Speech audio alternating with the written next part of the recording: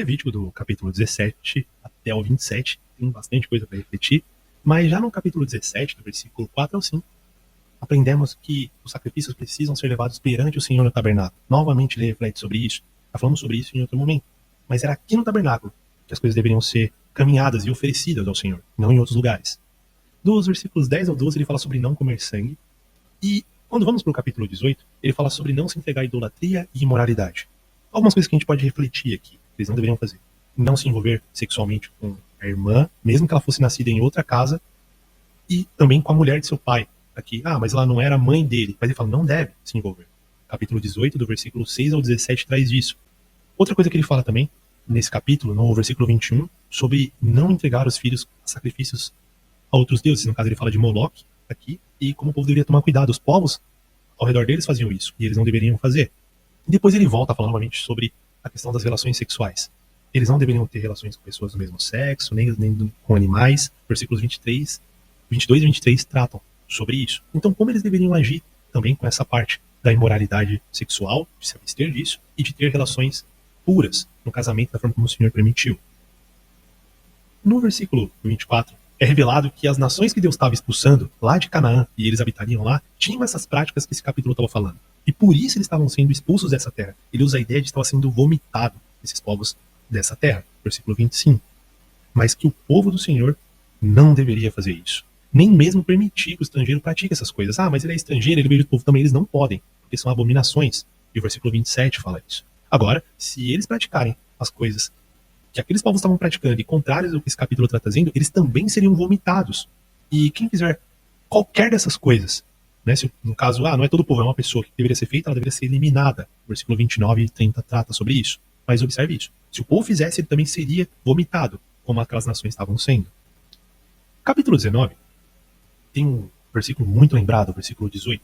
Ame ao próximo como a si mesmo. E é legal que anteriormente, nesse mesmo versículo, ele diz, não procure vingança, nem rancor, mas ame. É muito bonito esse versículo. Mas se a gente pegar do versículo 10 anteriormente, olha que legal, a gente entende o contexto. Ele fala sobre a colheita. Para que deixasse que tivesse caído para o necessitado e para o estrangeiro. Que os israelitas não deveriam furtar, mentir, enganar, oprimir, julgar sem favorecimento, né? No caso, não favorecer a pessoa rica, não guardar ódio no coração, mas repreender com franqueza. Um tanto de coisa que ele fala que é bem interessante, do 10 ao 18, antes de falar para amar o próximo. Então é muito legal esse capítulo 19. Ele fala realmente sobre o amor e como a gente deve agir com as pessoas. Desde Israel, e Jesus replica ele também no Novo Testamento, falando que é o segundo mandamento, amar ao próximo. Capítulo 20, ele fala sobre punições para pecados cometidos, e o verso 9 chama atenção. Se alguém amaldiçoar seu pai ou sua mãe, terá que ser executado. E essas são algumas das coisas que aparecem nesse capítulo. No capítulo 21 ao 22, é importante que os sacerdotes se mantenham puros, evitando contaminações.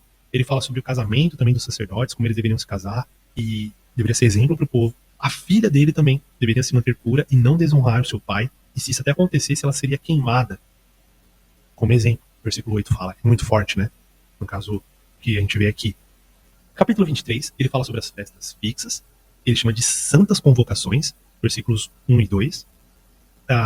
E é interessante, ele começa falando sobre o sábado, e é interessante, porque a gente às vezes pensa no sábado só como um dia, mas ele fala que o sábado era um dia de santa convocação.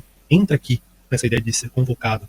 E é legal, porque ele diz que deveria ser dedicado ao Senhor o sábado, aonde quer que eles habitassem. O Novo Testamento até diz que Jesus tinha um costume de ir à sinagoga aos sábados, Lucas capítulo 4, versículo 16. Isso indica que eles tiravam o sábado para se edificar no Senhor, estudando a palavra, né, do Senhor. Depois ele fala sobre a Páscoa, no versículos 4 a 8, e também sobre os pães sem fermento. Tem uma divisão entre as primícias do versículo 9 ao 14, mas muito se acredita que fala sobre ainda a Páscoa e pães sem fermento sobre o mesmo período. Depois é citado as festas das semanas, que eram feitas 7 semanas depois da Páscoa e pães asmos, depois que é conhecida como Pentecostes. Temos também, é bem interessante, festas das trombetas, dia da expiação e festas dos tabernáculos acontecendo no mesmo mês. E o mês é interessante, representa o 7º mês. Número 7, que é muito simbólico. E não é de se estranhar que o 7º mês tem o dia da expiação, um dia super importante. E também outras festas que complementam também, tem a seu complemento aqui nesse mês. Capítulos 24 e 25 vão apresentar também mais leis e também falam sobre o ano do jubileu, que também merecem atenção quando lidos e estudados para a gente entender um pouco melhor. E tudo isso o povo deveria ter também entendimento, não só os sacerdotes, entender sobre essas leis e sobre esses rituais. Por quê? Para que eles fossem aceitos pelo Senhor.